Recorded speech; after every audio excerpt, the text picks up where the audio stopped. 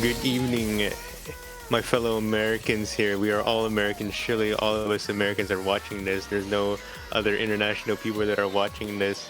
I'm your caster Valine, casting this round of 32 matchup in the big leagues, the major leagues here of North Carolina A versus Oregon A, Seed 11 versus Seed 22. And we have our lovely Blue Crystal streaming for us right here, and I'll be your soul caster for this cast at the moment. Bless was gonna join me on the stream, but right now he's actually casting for the C stream here.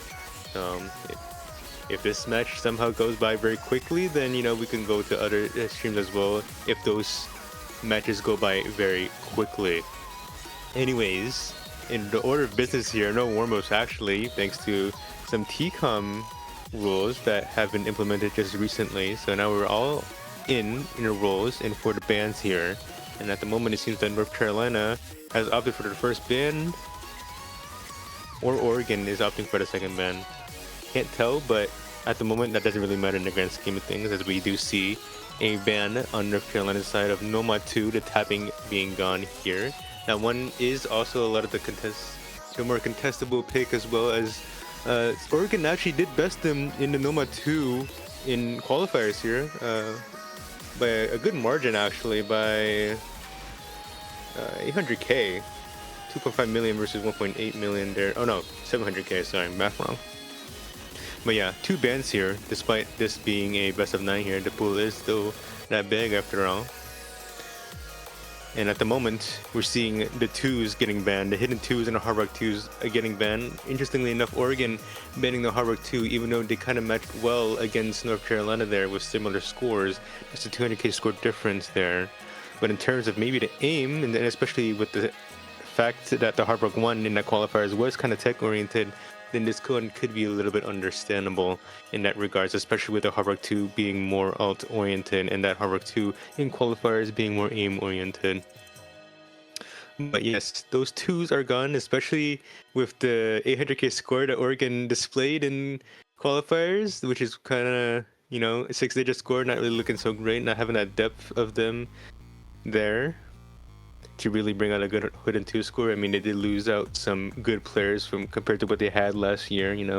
Chichobi, Nairuzu, all those. That was one of those 2 big pillars of Oregon that would have carried them much further into the tournament. But right now, those pieces are gone here, and we do see our final ban in DT1 for the side of North Carolina. Right there. So first picks going to the side of North Carolina. Now DT1 being quite interesting. Maybe it's a kind of a easy map check there that can be very contestable between these 2 teams here. I mean, they do have really similar scores, actually being a mere 50k score difference between the DT1 scores in the qualifiers results that has been shown. So with the DT1 ban gone, North Carolina not trying to get any gambles out of the way, but interestingly enough, the DT2 is still open, as the tapping between these 2 are a little bit comparable. But North Carolina, though, they did get a big upgrade in their roster with Noob importing from Florida here, to add an addition to the mechanics core of this North Carolina lineup, with also the return of Copper into this tournament as well, also known as calculus here. And we're still waiting for their pick here, as we do still have timers, the usual for picks here, and the number 4 has been decided to be picked.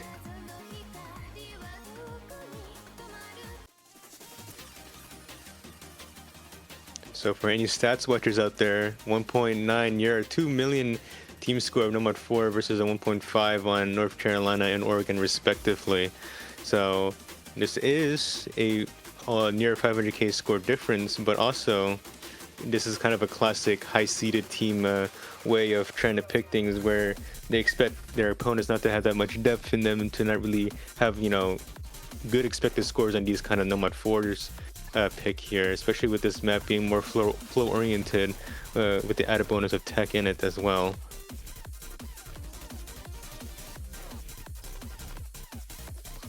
So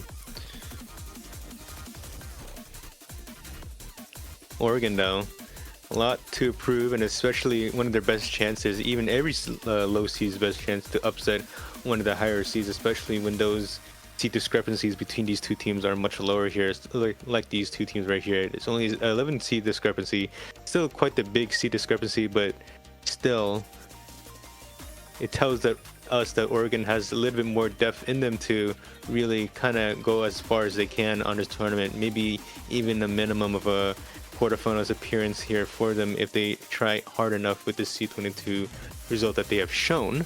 But right now, they have a much more harder opponent that they must fare against here in North Carolina, who also is wanting to see a renaissance in their 5USC presence.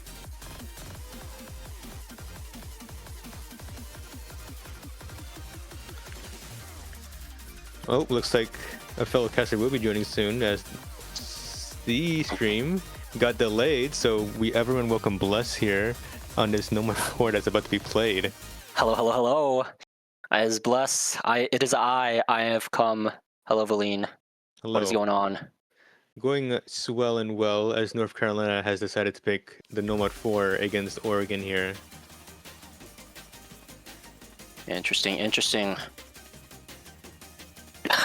So, I think this is one of the slots that Oregon can kind of compete on. They do seem to be very much so just mechanics now. There's a bit of a gimmickier element to the mechanics on Nomad 4s as they come, but still a bit more on the friendly side as opposed to something like one of the hiddens or the other modded picks. Yeah, and already we're seeing some early breaks from the dive right here. On the side of Oregon. I mean, still early into the map, but actually quite already 1/4 of the way into the map. But that is traded up with the calculus miss there, or the copper miss, including with the new miss as well. As one of your two main core players actually missing on his Nomad 4 compared to now a big combos coming in for the side of Enslow and JPR. Yeah, and surprisingly, as you go into this first break, it's actually going to be Convex holding on to the Seoul FC first team with a 99% accuracy at that. A couple uncharacteristic misses from the two players who you would expect to be the stars of this North Carolina roster. And that does put Convex in a bit of a tough 1v2 situation at the moment. It is quite tough, but also that act difference matters much more here, it seems, as we do see an average of 98.5 here on the side of North Carolina. But at the moment, that score lead is rapidly going to the side of Team Blue, as we do see those two big combos of Enslow and JP are not slowing down whatsoever. But Convex trying to still quote that score difference going towards their end at the moment. Yeah, thanks to his act, he is somewhat managing to keep the score lead in check, not quite crushing over 100k in the difference. So still lots of opportunity to bring this score back if Oregon misses. And there goes a reset on Oregon, and it's just going to instantly flip back on the side of North Carolina. Oh my god, the 3 misses right at the end. That score lead was not so safe whatsoever, with those recoveries coming in, the calculus and Noob, and Convex holding on to his FC and indeed resulting in an FC for his Nomad 4. The unlikely fill for North Carolina to be the one to carry calculus and Noob right off the bat in their first pick. Yeah, and that is 99% accuracy from Convex. That is the highest accuracy in the lobby by a good bit. By a good bit. And, you know, it was in those last 30 seconds that everything just flipped over for the side of North Carolina to even barely eke out their first point here. Even though the score difference was massive, it was just those misses coming in from Oregon that didn't hold long enough to really get it towards a potential first break point there. So, yeah, North Carolina barely going through here with their Nomad 4. Yep, and taking a quick check-in on these bans, I didn't get to see them. It's going to be Nomad 2 DT1, so some tapping consistency and the easy aim pick of the pool banned out for them. And Oregon banning out a couple gimmick picks, the Hidden 2 and the Hard Rock 2. And going to be going into a fast DT2 pick. Yeah, so... yeah, DT2, if you've seen the stats and qualifiers, they are pretty contestable. These two teams, in terms of the tapping here, they're both really good. So understandable for Oregon to kind of gamble this out, especially with this one of their being more comfortable picks as well for these lower seeds to get a good high score in. Yep, despite the finger control elements, this is quite combo gameable, and it's also quite learnable, which adds to the combo gameability of this map. Of course, if you do that, your accuracy will suffer, and as we saw, accuracy can make quite a difference, as Convex was able to keep it quite close thanks to his 99% AC, as well as good supporting AC from his two star players. I mean, yeah. I would imagine that a lot of people can have a lot of ease here, especially if they know how to tap well for, you know, just like low SR of a pool of 5.8 stars here. But yeah, we're just gonna wait for the players here for the side of Oregon. There we go. OPIC being one of the new players, I think, for the side of Oregon. Noob and Oyster, I think, in Calculus or Copper in this case will be in for the tapping of DD2 on the side of North Carolina. Yep, OPIC, actually a promotion from B Team last year. Enslow has been trying to raise up a lot of these new talents over the past year, actually hosting, I think it was OSS, it was some Oregon and Washington only, basically like a Pacific Northwest type of tournament to try and raise some new talents. Yeah. I think OPIC was one of them. Okay, yeah. In addition to some of the other new players on his roster. And already seeing 2 early misses from the side of OPIC and Worcester here, but you know, with this length of a map, it doesn't really matter too much in the grand scheme of things. And you know, with this BPI being quite a little bit comfy for either of any of these tapping players that can really play well, you know, we do expect a lot of high scores coming in for this particular DT2. Yep, well, we are into the thick of things already in this map. It does get into things quite quickly. I do have a note on Worcester that's, everyone just calls him Derek, apparently. Derek? Okay. So, yeah. I mean, still, even though there was that early miss coming in from Derek, he's just recovering much more comfortably here for the side of North Carolina compared to OPIC, who did miss just a little bit later from their own earlier recovery. So right now, it's still on the advantage for the side of North Carolina, especially with that AC advantage with those 298%. Yep. I do think Royster's earlier miss was a banter break, but that miss was most definitely not a banter break. Once again, trade out by OPIC on the other side. Whoa, Noob. There goes Noob, but also trade out by Diefire, so it's just JPR and Calculus into the 1v1 in the back half. 130k score lead already accumulated, however, and I do think that's thanks to the accuracy advantage, mostly on killing Copper here, all the way up at a high 97%. And especially with the DT multiplier, that is going to be putting in a lot of work. It is going to be putting in a lot of work, and yeah, especially with that discrepancy between the two of Calculus and JPR, it's just going to be much more in the favor of North Carolina, and especially with those combo gains that Noob provided, it's just going to be that 160k score difference that will be really hard to come back unless you see Copper miss to get that potential Oregon first point here. But right now, as this map is nearing its end, as this 130k score difference is not even going over, it's decreasing, but not much here, as we still see that full combo coming over Copper. Yeah, and you're seeing it. Yeah, and you're seeing just despite Derek dropping his recovery repeatedly, the Calculus high accuracy gap is just putting in so much work and making up entirely for the drop score from Derek. And yeah, some unfortunate misses coming in for Oregon at the end, but even if they had held on, I don't think it would have been enough. And that's going to be break point secured for North Carolina, as Oregon's first pick not going to be working out for them. Also unfortunate for the side of JPR to miss right at the end to not really close off the FC. So yeah, I mean, OPIC would have been nicer for them to maybe hold out a bit much longer to get that score difference towards the side of Oregon and to, you know, make it a little bit closer. But right now, 2 points ahead for the side of North Carolina, and the opportunity to get a third point for them with this next pick. And it feels especially bad because they are supposed to be that tapping specialist for the team. That is sort of their thing that they're supposed to be good at. But perhaps a little bit of a stage fright first time in the major league, in the big leagues. Yeah, the big leagues are calling, and you know, the nerves can catch up to you after all for these kind of tournament environment, especially if you haven't really played much around surrounding this tournament environment as well.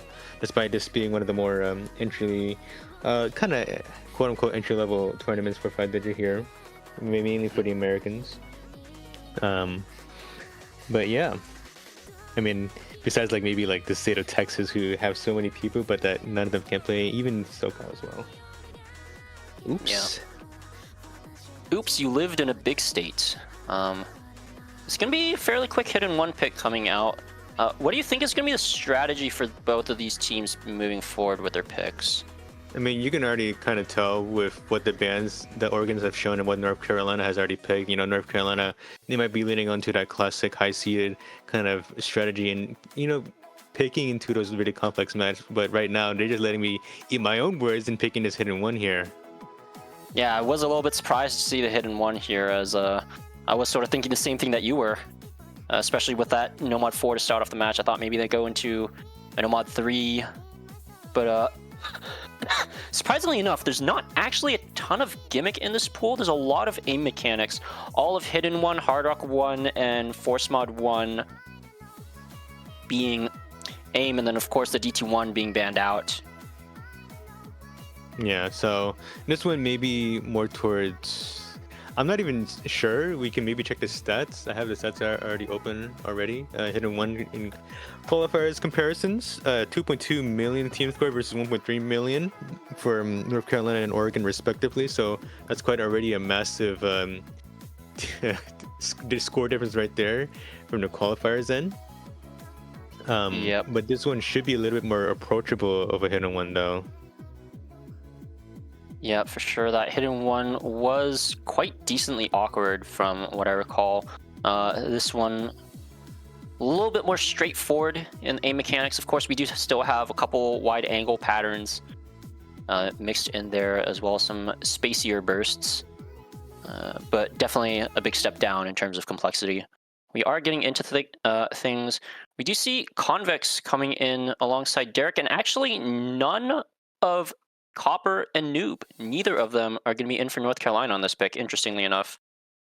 I mean, you would kind of expect, you know, someone like Copper to be able to play it as well, especially with his aim prowess that really shined through for the side of Major League that allowed for USB to win that minor league out in the 5WC.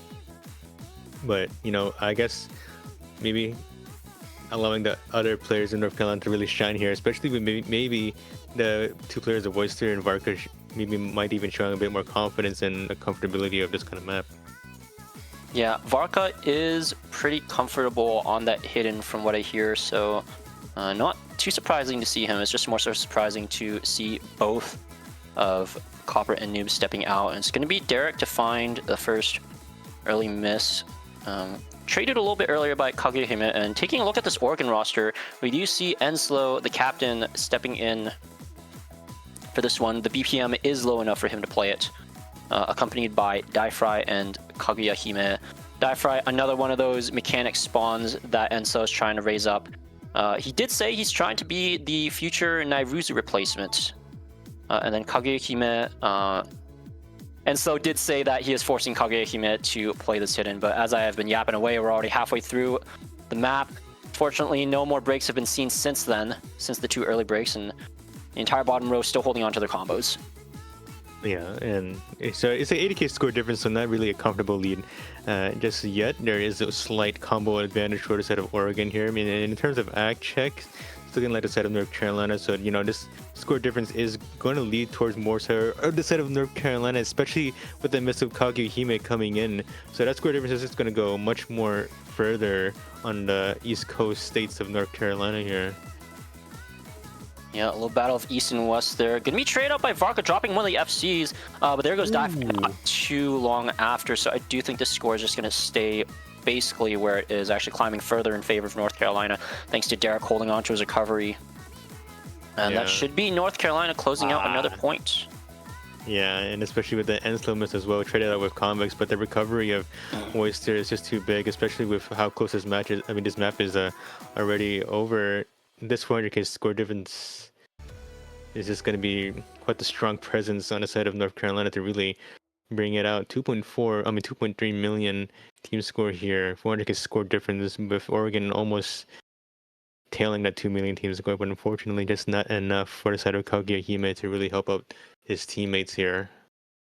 Yeah, and on top of all that, we do sort of see a little bit of a difference in class, for the lack of a better word. If you just take a look at the accuracies, 8 100s, 8 100s, and 11 100s for Derek, Farka, and Convex respectively, and then you look at the other side and it's a bunch of 2-digit 100 counts, 39 for Kaguya, 34 for Diefry, 12 for Enslow, being the closest to anyone in North Carolina. But definitely really seeing just a difference in comfortability on that map. Yep. So right now, Oregon, they have this is one of their fewer opportunities to really try and get their first point into this match right now, so they can stray North Carolina away from that match point. And we can maybe expect another tapping pick if that still exists, but with that Nomad 2 getting banned, quite There's the hard Nomad to find 5. any. Yeah, so Nomad 5 is also an option as well. Speed is quite contestable here. They can have that option, but DT2 with North Carolina winning that out, it's a little bit questionable at best. Yeah, North Carolina with that hidden 1 pick have sort of sealed all the doors shut on Oregon, winning the gimmick on the Nomad 4, the tapping on the DT2, and now the aim mechanics on the hidden 1. But there is one option remaining, and that is the high AR gimmick on the DT3, and that is where Enslow will take things. Yeah, so this one can seem a little questionable from our perspective here, but in terms of the qual stats, it's only a 400K score difference for a set of North Carolina and Oregon on a DT3, kind of showing that weakness in terms of high AR for both teams here. So maybe another gamble pick on the side of Oregon here, but this one much more approachable compared to that DT3 in qualifiers. Yeah, and I will say the DT3 was one of the worst scores for North Carolina. Outside of stuff like the Hidden 2, where they struggled a lot, and also the Nomad 2, where there's just so many strong tapping teams in Major League. And it's pretty difficult to get a high seeding on that one. Yeah, outside of those 2 slots, the next lowest seeded slot was the DT3 for them. So perhaps trying to find a weaker underbelly of this North Carolina roster. Mm-hmm. But even still, you are going up against just such mechanically gifted players in Copper and Noob on this one, as well as whoever's going to be the third to fill. Yeah, those mechanically gifted can really help out with your team depth as well as one of these picks. As this DT3 pick actually is one of those kind of that would require that kind of specialty in terms of multiple skill sets combined together in the high AR and the DT reading and the aim control for this kind of map here. But with 5.8, it should be a little bit more approachable, a little bit more of a better learning curve compared to what we had in qualifiers DT3 here. But much more aimy though, so something to keep in mind. Yep. Interesting point to note, it is actually going to be Derek stepping in for, instead of Wozy, who is supposed to be their DT and high AR specialist. Interesting enough, perhaps she's not available, or just simply not feeling comfortable in FCing this map. But over on the side of Oregon, taking a look at the roster, we do have Enslow, the captain, who is basically playing anything under 200 BPM, which fortunately for him, this map is within his playable BPM range, this time accompanied by JPR and Opic. JPR pretty strong on the DT maps, and I'm guessing Opic is in for the tapping elements of this one. Some finger control that they should be proficient with. Yeah. If you're really comfortable with those higher DT1 kind of things, especially when you're one of those newer players that come off of DT form or aim form, then this one can be much more approachable to play. But also those elements of alt and a little bit of that aim control can really throw you off the wire, especially in a tournament environment where the nerves can get to you much more greatly. And right now we do see that big carry of Enslow going down for the side of Oregon here. So that was just that one big combo of JPR, that FC even, and with that recovery of OPEC, trying to quell the big North Carolina in these 3 FCs right now. Yeah, now the one saving grace for them potentially is the fact that Derek is all the way down at 92% accuracy, the lowest in the lobby. But despite that, the combo drops from Oregon are going to mean that there is a 300,000 score lead inside of North Carolina. Noob does drop his combo, however, so there's a slight bit of respite, but they're going to need a lot more than that, as the map is actually almost done already. Excuse me, we're almost at the end. Yeah, almost at the end, and 300k score difference is nothing that Oregon can catch up to, despite the scores that OPEC has provided, and with that earlier JPR miss. So unfortunately, we do see two FCs close out for the side of North Carolina, for them to be the first to reach match point right here. And Derek, despite the low accuracy, you know, pulling out a pretty good combo game.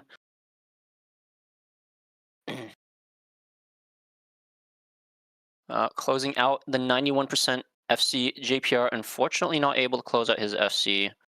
So not even some brownie points for that one, missing out on those. We're crying about our brownie points. Yeah. But this was one of the more important points for Oregon to really win out, is because now you're giving North Carolina their opportunity to win out this whole entire match with this next point right here, as they'll get picked soon, because this is their pick after all for this matchup here. And right now, Oregon, it's going to be hard to see if they can really answer back on what North Carolina has up in their sleeves. Yeah, I mean, North Carolina sort of has their pick of the litter here. They've won all the three major skill sets in tapping, aim, and gimmick, and they, again, just now won on the DT3 high AR gimmick. So it really feels like they could sort of just pick anything. The one thing that I might stay away from is the Force Mod one.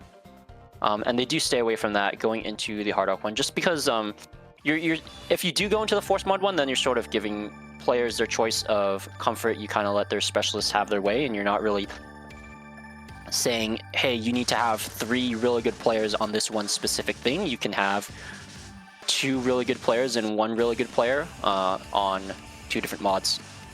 Yeah. So it can be easier for some teams to field a roster for Force Mod over one of the modded picks. But right now, for this Hard Rock 1, kind of an expected pick for the side of North Carolina here, as they do have a really good, strong Hard Rock core, supersetted by Copper on the side of North Carolina here, and especially with the added boost in firepower in Noob here, you know, we can maybe expect Noob to be in, but actually right now, Varka, Wozu, and Calculus will be here for the side of North Carolina versus Enslow, JPR, and Die-Fry. Yeah, Varka, I think they might just be lobby sitting, as they're not really a Hard Rock player, but Wozu I do think we'll be seeing in here, as the higher A specialty of hers, working not only for DT but also for Hard Rock. But we will see, and GLH just in chat, and it actually does look like Varka will be staying in for this one. So perhaps they know something that I don't know about their Hard Rock ability. But over on the other side, we do have Enslow staying in once again. Another map within his comfortable BPM limit. And also, once again, accompanied by JPR and Die-Fry. JPR, once again, for the high AR mechanics, as well as Die-Fry for the same. So yeah, Varka, even though we didn't expect them to be here, you know, this is low star. You have more opportunities to learn to play with some of these mods, especially the earlier rounds being one of the best opportunities to learn. But at the moment, this is not your regular aim of Hard Rock 1. This is one of your old style aims here. 5-digit map ID, by the way, for this Subarashi Sekai map. Yeah, unfortunately not. Just a couple characters off of Subarashiki Sekai. And an entire word off of Subarashiki Hibi, unfortunately. So not the one that we all know and love, but still a good song nonetheless. We do get some Miku action as North Carolina looks to close this one out in 5 on some Hard Rock. Aim mechanics. It's going to be Varka to find the first early miss, but still accuracies, especially in SS on Copper at the moment, going to be keeping the score in their favor. Yeah, this is in their favor just for a slight bit. You know, it is quite earlier into this map, especially with this one being in the longer side of the map here, but we do see that break coming from Die-Fry right a little after that one for the way the map is especially entering into this first key area right now. And as we're entering into one of these aim patterns, it seems that everyone seems to be hitting them a little bit comfortably here, but Yeah, this act difference, man, is really helping on the side of North Carolina to get that 43K score difference towards their side. Yeah, I mean, just 99.8% for Copper. What can you do against this? This guy showing why he was on that 5USC minor league winning roster on that B team. And I believe we saw some breaks right before the break on Oregon. JPR. And yeah, JPR and Diefry losing their combos. It's just Enslow and 1v2 against Calculus and Wozu. Not a situation to be envious of. Wozu also showing her chops on this high AR, 90% accuracy to her name. Farka showing a little bit of struggles. Yeah, and well, there is that break from Wozu on that second Ki, but and at the moment, 150K score difference and Rising is not going to really go towards the side of Oregon unless we see some of those recoveries coming in from JPR and Diefry. Yeah, I mean, especially with that miss from Enzo on the back and forth, that's so unfortunate. Yeah, so Enzo missing there might have already sealed the fate of Oregon on their appearance of the lower brackets here of 5USC Major League. Yeah, and especially with Diefry missing again, dropping the last recovery on Oregon. He's back and forth, really claiming a lot of lives in this particular lobby. And it's just Calculus with 99.5 accuracy looking to close out the FC. And also the win for North Carolina, as this is all but finished. 5-0 in swift fashion for North Carolina as they look to move on comfortably into the round of 16. Comfortably, indeed, especially with that help that North Carolina desperately needed compared to last year's appearance. Now with the comeback of Copper and the addition of Noob. Congrats to them on making it to round of 16. But Oregon, they'll be down, still not out. Still one more for them to maybe go far, but in a much more harder path ahead. But that'll be it for us. We can still give the temporary flowers to North Carolina A here. Convex, Calculus, Noob, Varka, Woster, and Wozu. Yep, congratulations to them. And that will be all, well, not quite all for us on the A stream. We do have another match in 30 minutes, and we do have 2 matches going on right now as well. One on the B stream under the Major League Barn Burner, and then another one on the C stream that is starting just now, actually. That's going to be Maryland versus Texas C. Yeah. So yeah, just head over to either of those. Whichever one suits your fancy. We'll see you over there in just a little bit. Thanks for watching. Thank you. Goodbye.